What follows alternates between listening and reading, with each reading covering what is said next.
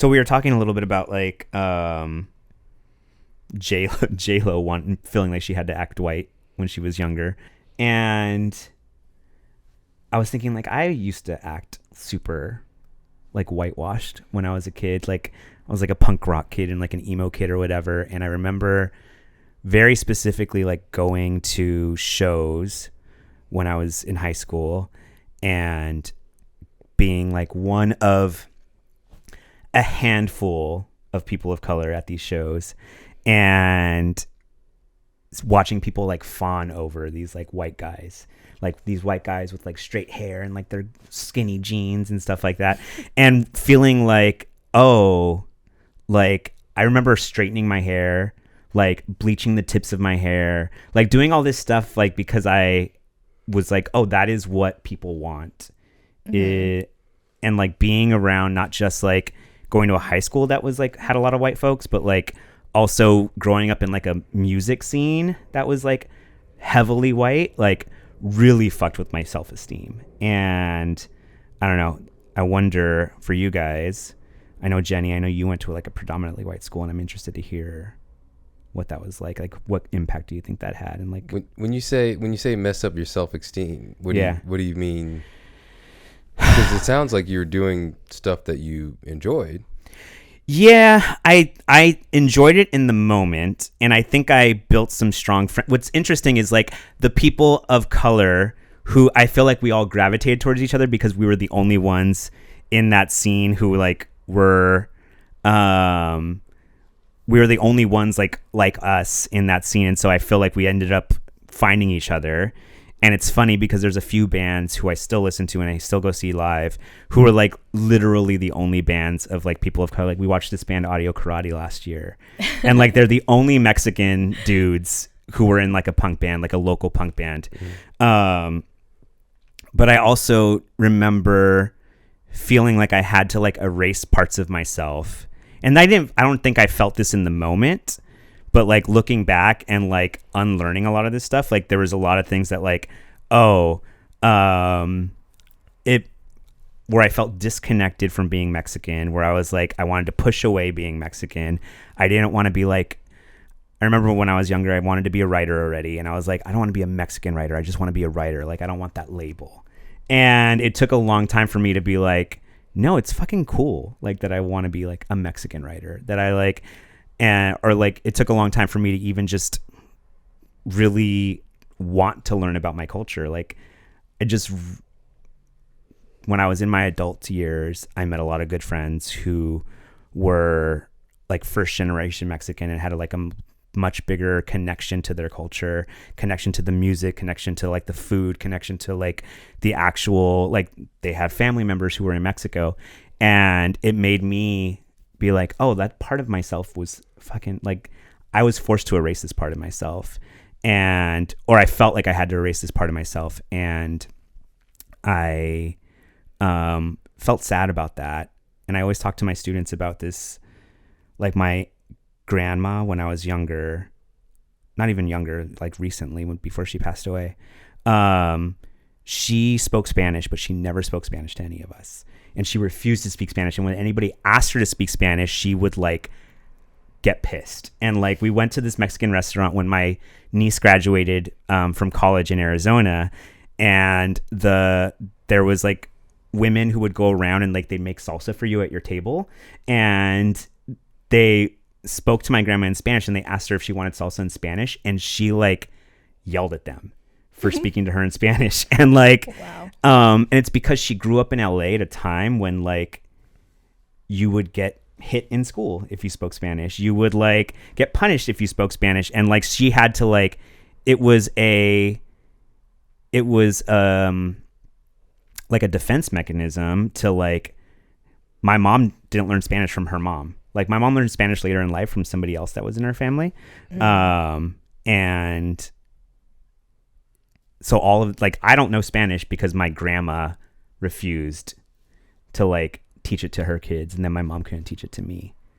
And so shit like that is just, and I feel like something similar happened to me in high school, where it wasn't as like overt, but it was like a more subtle, like, okay, people like them. And in my like young brain, I was like, oh, I got to be more like them. Yeah. I mean, when you're a teenager, you just want to fit in. Mm-hmm. That's the instinct, Yeah. you know, and anything that sets you apart from the majority of people, or the people who are perceived as the popular people, Mm-hmm. you know, at your school or whatever, in your class, that you learn, unfortunately, to really dislike and to like push away that part of yourself that seems different. Mm-hmm. And like, of course, as people of color, like, it's always part things that are related to our culture. Yeah, so I went to a predominantly white school. I went to a predominantly white Catholic school also, which was that's a whole other thing. But I also, so my brother and I went to the same school, but in my brother's class, there were a lot of Filipinos in his class. And in my class, there were 2 other Filipinos, and I was friends with one of them. And like, even when I, just knowing her, I had this sense that like I wasn't Filipino enough for her. Not for her specifically, but like when I would interact with her family, I'd just be like, oh, she's so Filipino. And like she speaks Tagalog to her grandma, and like I don't even have that. My grandma speaks English to me. And then on the other side of that, there was this like feeling at school where I would be like, if my mom, this is the classic situation of like your mom prepares lunch for you and it's all Filipino food, and it's like noodles and rice and stuff like that. And I was embarrassed at school to open up my lunch and have people be like, what's that smell? And oh, that looks weird. That, like, I literally have a very vivid memory of somebody telling me that my food looked like worms. Maddie, your face. Yeah, and that's one way to talk about well-seasoned food. Yeah, my food looked like worms. And then there was like a definite moment where I told my parents not to bring Filipino food for my lunch. And my dad started buying me McDonald's for lunch, and he would bring it to me because my dad worked nights, so he was free in the days. So during lunchtime, he would bring me McDonald's, and everyone would be like, oh my God, can I have a fry? Can I, like, I suddenly became like so popular just because I had McDonald's for lunch. And, that's what it was. There are all these little tiny moments where, in the moment, you don't realize that it's you rejecting your culture. It's just more this like desperate need to feel accepted. But yeah, there were like, I just remember, like, these are things I like have never said to anyone, but I just remember like in the morning when we would all be sitting in class, like I would see the white girls and their hair would be perfect and like straight and like in a little ribbon, and like my hair did not behave that way. And I didn't realize it was because I'm Filipino and like my hair texture was different. But I had this like inherent sense of like, I can never be like that. Like, and I desired that. Like, I really want, like, I was like, I want my hair to be perfectly like straight and curled like that. Like, I want my hair to be, And I also remember like people making fun of me for like having hair on my neck, like on the back of my neck. And luckily in that moment, I remember one of my classmates defended me, and she was like, some people just have more hair. And I didn't realize until I was older that I was like, oh yeah, like Filipinos are like kind of hairy Asians. Like, and like I hated it so much for the longest, like I didn't know that having hair on the back of my neck was something to be ashamed of until some white kid in my class like points it out in front of everybody. And, it's things like that where you kind of feel like I'm doing okay, I'm fitting in. And then all of a sudden somebody is like, hey, look at that thing that's like so different about you. Whoa, weird. Let's point it out and try to embarrass you. It's ridiculous. How many kids were in your class? Because you said in your brother's class there were more Filipinos, but in yours there were only 2. Like, how big was your class? I'm trying to on gauge. Average, it was like 36 kids. I went to it was like kind of. Is that considered smaller classes? In high school? No, okay. In high school? I mean, no, that's in typical. Middle school. Yeah. That's typical, but like that's not a small class. Oh, okay. Yeah. About 36. Like it would vary because some kids would like leave, like move out of state or whatever. So it'd be like probably somewhere around like 30 to 36. Okay. And yeah, my brother had like his best friend was actually my best friend, my Filipino best friend's brother. But then he had like a whole other variety of Filipino friends, and he to me was like the ultimate Filipino. Like, and I did not fit in with other Filipinos. This was back in the day when everybody was like break dancing and like doing hip hop dancing, and I was this really nerdy. And you were Jenny from the block. Dear God, no. No, but yeah, it's like that was what being Filipino was, and I didn't relate. I was like a little movie nerd. I love movies. I love, like comic books and stuff, and like that was not considered cool. So I didn't know where I fit in. I think that's interesting though, because it's tough, right? As someone that also went to a PWI, predominantly white institution, for grade school, high school, and probably you would consider college as well, and also swam. So even as a sport was for PWI. So much of like in college at Ohio State, like I was the only black swimmer in the Big Ten until my senior year. Like, but I think it's interesting when you talk about though, because there's a little bit of a balance, right? You're in formative years of your life, right? You are discovering things, and while there's certain things that are representative of culture and kind of stereotypical and common, whether it be the heritage that exists or how kind of you grew up with your family dynamics and what that represents as a broader culture as a whole.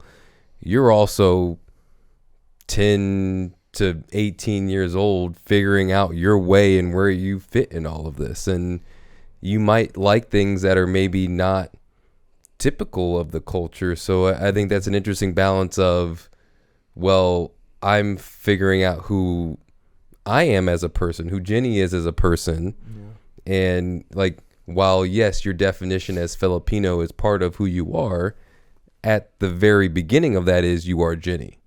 And so I think it's an interesting conversation of, well, I'm supposed to act a certain way or have these certain truths because of my background and my culture, but where does that balance come in of, well, you like what you like, and that should be at the front of things. You shouldn't have your kind of what you are predetermined.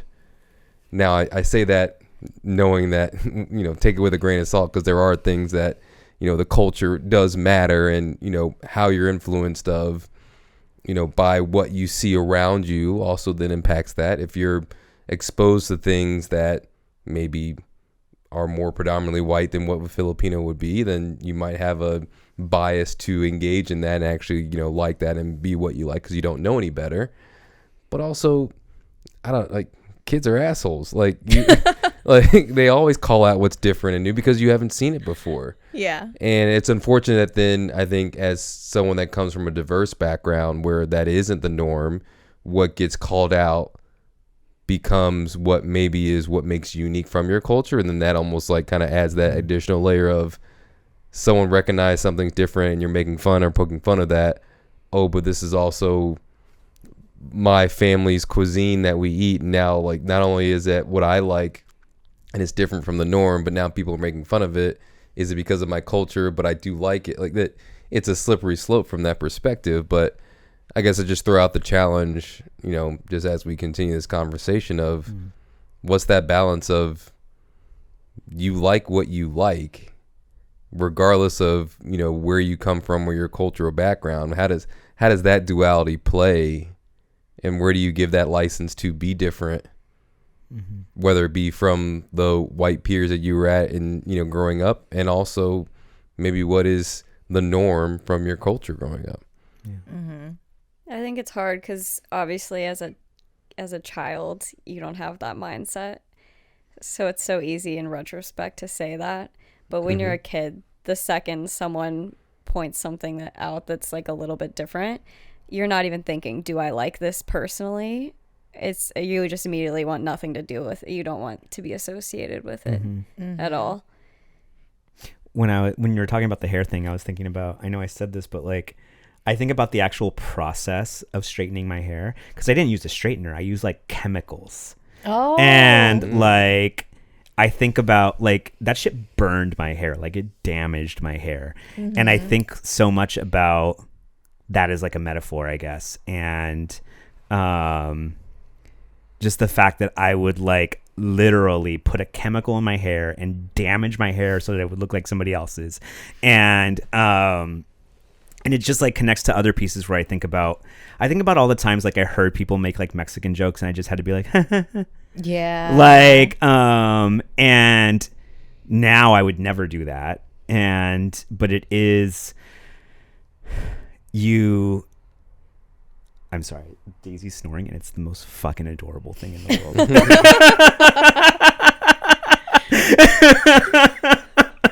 She gave you a side eye and said, let me sleep. She said, don't wake me up.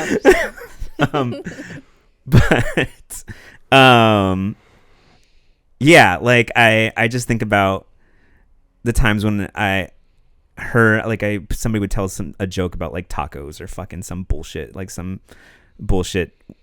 There's a basketball joke. It's so stupid. Like, what do you call two Mexicans playing one-on-one basketball? And it's one-on-one. Yeah. White guys told me that fucking joke. Yeah. And I'd be like, ha, ha, ha.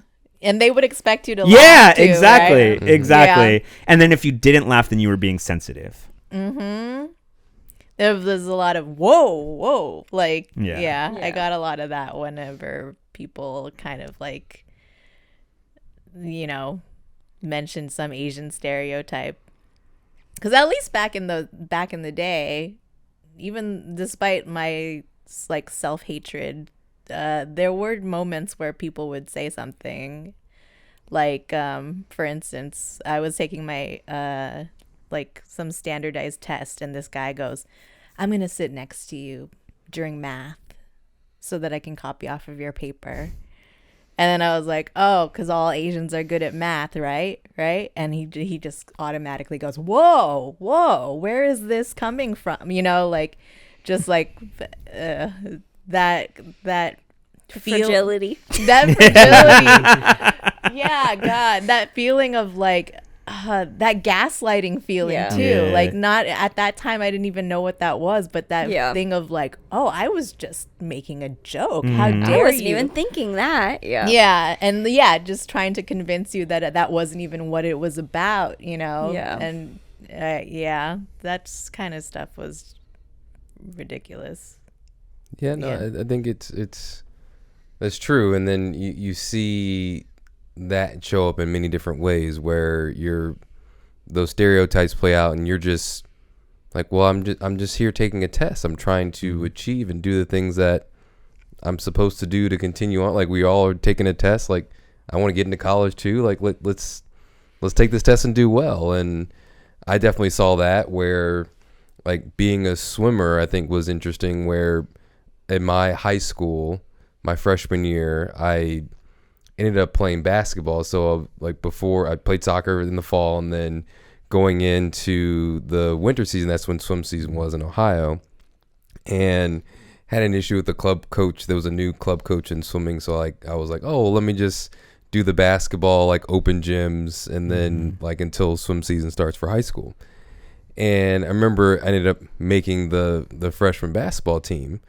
And I was debating, like, well, I'm supposed to swim. Like, that was my thing. Like, I went to all the, like, little info session to the beginning. Like that was the start. But then, at my school, there was 400 of us in a class, and of the black people in the class, it was like 8 of us. And so, you sat at your table, sat at the black table at lunch, and that you kind of, sit with your groups, and, you had the theater kids and the football player, like, that was one of the groups, which is very much othering. And then I remember like having that debate, and it's like, well, why would you swim? Like you made the basketball team, like you got to play, you got to do that. And that was my peer group at the time. And so of course, then I was like, okay, well, this is what my friends in my community that's supposed to know what's best for me. Like, okay, I'm going to play basketball. Well, in hindsight, swimming would have been the better option, at least for me. And luckily I corrected that the next year. But I had a top 16 time in the country as a 12-year-old. Like I shouldn't have been playing basketball in high school. I should have been swimming all 4 years. But like it's just weird how that kind of plays out, where you just do some of those assumptions, and then, even when you have the community telling you like what you should do, that shows up. But then vice versa, when you finally do what you like to do, you get some of those scenarios where I remember people being so surprised that I had good grades or that I was doing well in swimming. Like, are you surprised when, Kevin over here or Johnny over there is like, doing both? Like, why is that a surprise for me to be able to do that as well? Like, and it's tough. And it does create some of that kind of identity, or that shame. Like, well, I'm doing what I'm supposed to be doing. It's different than maybe what my culture would normally do, but then in the environments that I'm doing what I like and trying to succeed, it's almost like a shock or a surprise, or there's jokes, or there's the othering that happens as well. And you're like, well, what am I supposed to do at that point? Yeah. I can also talk about the trauma too of being in some situations where I think, did you guys ever hear or watch the movie Blazing Saddles? You mentioned that to us before. I did. So I've heard of that movie. I'll tell it on this group. But yeah, just hanging out with a group of people that are friends, and remember like having kind of like doing like a sleepover at one of the guys' house, and that was the movie that came on. I had no idea. I was none the wiser. This is also watching, great classics like Napoleon Dynamite, where, I want my hour and a half back afterwards because it was so bad.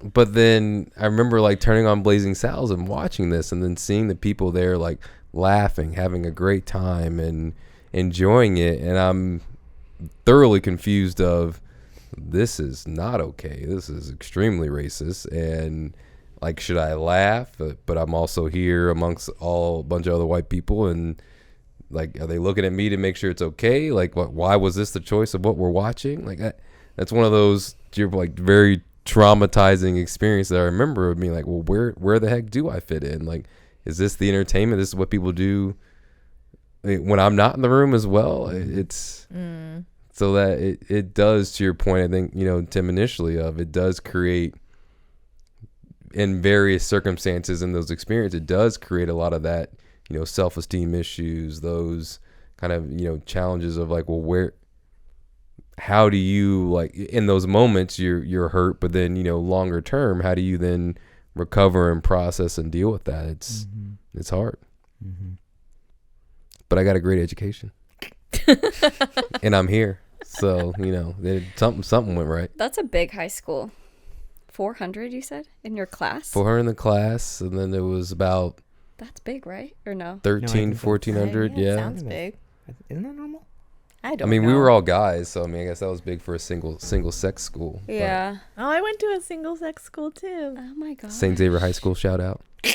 Wait, so did you... I'm not going to shout out Wait, my so high did you school. all go to religious school? Yeah. Yeah. All of you? Yeah. I went to Jesuit Catholic over here. Catholic. Oh, Jesuit? Those are the good ones. Those are the good, yeah. Yeah, the Jesuits are the good ones. See the good in all The people. good ones?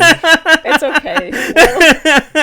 I mean, I know that my people aren't the good ones. Weren't the good ones. The Yeah. Jesuits are the ones who aren't as bad. is more the. I'll give credit. I'll give credit Yeah. to the Jesuits. They certainly believe in social justice and have a very good sense of like seeing the good in all people. I think one of the mottos were men for and with others. So one of the things I thought was really cool in my high school and growing up was that we learned about not only just Catholicism but other religions as well. We learned about Islam, Judaism, and learned about the cultures, like the idea of missions and mission trips and things like that were very, very predominant. And even having conversations around like LGBTQ, which normally in Catholic it's like, heck no, don't talk. Especially back then, I think now we have a pope that is Jesuit as well, and having a little bit more kind of open conversations around that. We did have those conversations in high school, which would have been very different in other Catholic schools, and not from a place of that's a sin or an abomination. Now, it wasn't exactly like, rainbows and sunshines about it, but at least you were able to have some of those conversations around, the topics that are a little bit more taboo in the Catholic culture around sexuality, different religions. And because that was always my problem with Catholicism. Like, so you're telling me that someone like Gandhi or Mother Teresa, or I guess that may be different, but some of these other like very good humanitarians in life that have done great things and really made an impact in the world are going to hell because they weren't confirmed in the Catholic Church. Like, they're a bad person because they didn't take communion. Like, no way. Like, there's got to be oversimplifying to prove the point, but it was nice that at least in that experience there's a lot of openness and communication there. That's so nice. Father Boyle from Homeboy Industries is a Jesuit. Love Father Boyle. Yeah, Father Boyle's awesome. Yeah. Well, I'm jealous. That's They're cool. still anti-abortion, though. I'm jealous. they are? They're still Oh, anti-abortion. it's still Catholic. Let's be real. Yeah, Catholic is Well, that Catholic, ruined everything. Damn. Mine was not like that, but that's cool. Yeah. Yeah, no, we did not. No. I read, so the first time I read Tattoos on the Heart by Father Boyle, who runs Homeboy Industries, I think I read it in like 2016 or something like that. And up until that point, I was like pretty hardline, like, fuck religion. Like, I hate religion. It's the worst thing in the world. There's nothing good about it. But I read that book, and that was the first time where I was like, oh, I kind of get it. Because it was a different view of like how he applies his religion. The way that he applies his religion is much more like, because his Homeboy Industries, if you don't know, is this nonprofit organization that helps former gang members get like jobs and get like therapy services and rehabilitation services. Tattoos on the Heart is this book where he goes through all these different stories of working with these former gang members, and all of the stories are about how he applies his religion to the idea of like, I accept these people exactly as they are, and if I accept them exactly as they are and I love them exactly as they are, that is what is going to help them come back to themselves and realize like that the connection that they were trying to find in these gangs is like a broken connection. And when I was like, oh, somebody's using religion to like connect with people and like bring people in and like move to the, like, he has this line about like, we move to the margins not because it like makes us better. We move to the margins because that's where we're all supposed to be. Like, we're supposed to stand beside people who are marginalized, and not to save them, but because we're all like part of like the same tapestry. So it was like what Jesus actually did. Yeah, I was going to say, it's just interesting because you can tell a group of people the same thing. Yeah. And even down to by church, like, it's just so different, even though they're all believing the same thing. It's just practiced so many different ways. Yeah. Which is why I think it's cool to hear things like that. Yeah. Because that was for sure not what I was experiencing. So I think that's neat. My high school priest got arrested for child pornography. Oh my God. Well, Oh no. The true Catholic experience. We definitely had a cool priest who suddenly disappeared. oh no. Yeah, and then they did not speak of why he suddenly was gone one day. He went on an unscheduled sabbatical. Yeah, probably. It happens Yeah. all too often. But yeah, that seemed to always happen whenever we had a cool young priest. Oh God. Did y'all ever see that I saw that documentary. I don't know if it was high school or college, but Deliver Us from Evil. It was like the documentary that was specifically about like the Catholic priests and like moving them from different parishes or whatever it's called, like when they were found out to be molesters. To your point about the document, like Did you see it? Yeah. that is very like the systematic cover up and moving priests around of, oh, we have a problem, instead of, you know, disciplinary action. It's okay, well, let's move that person to another city, town further away, not disclose any kind of the background of it, and no one's doing the you know, background check on the new priest that came into town. That was kind of wild, that of how systemically the church and the archdiocese were moving folks, and kind of the knowledge of what was going on and what was wrong. That certainly doesn't give you a warm and fuzzy feeling about your religion. That's for sure. No. Have y'all seen that movie Spotlight? No. Oh my God. Y'all should watch it. Is that Steven Spielberg? It's about the Boston. It was Boston Globe, right? Yeah. Yeah, The I Boston remember Globe. Uncovering decades and decades of abuse just in Massachusetts of priests abusing children. And then at the end of the movie they give spoilers.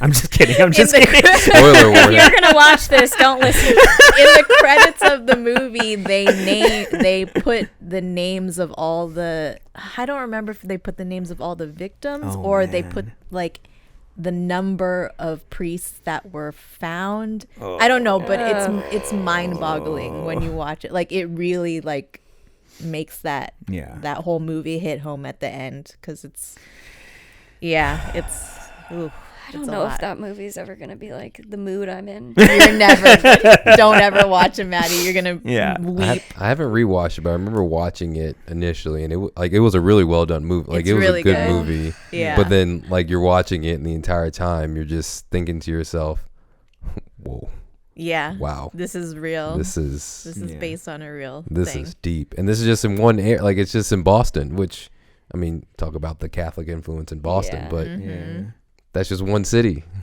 Yeah. Scary shit. There were two really major events that I remember that like churned me away from Catholicism.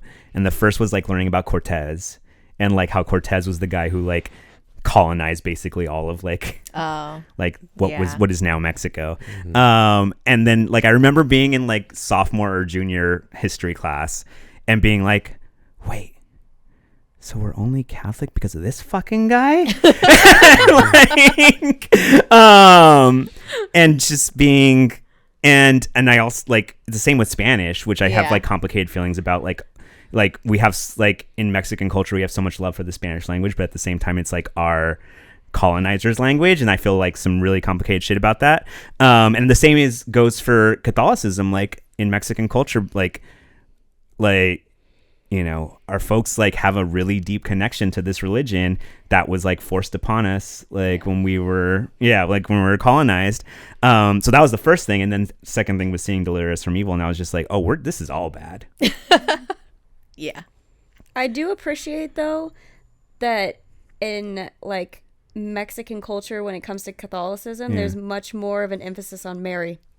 I'll give them that. Yeah, that's true. Yes. Because white people are not caring about Mary that much. Yeah. We love her. Also, we love the baby Jesus. Oh, We're all like, it's all about the Santo Niño, like Santo Niño, Virgin Mary. Yeah. That's who we like. We love her. We love her.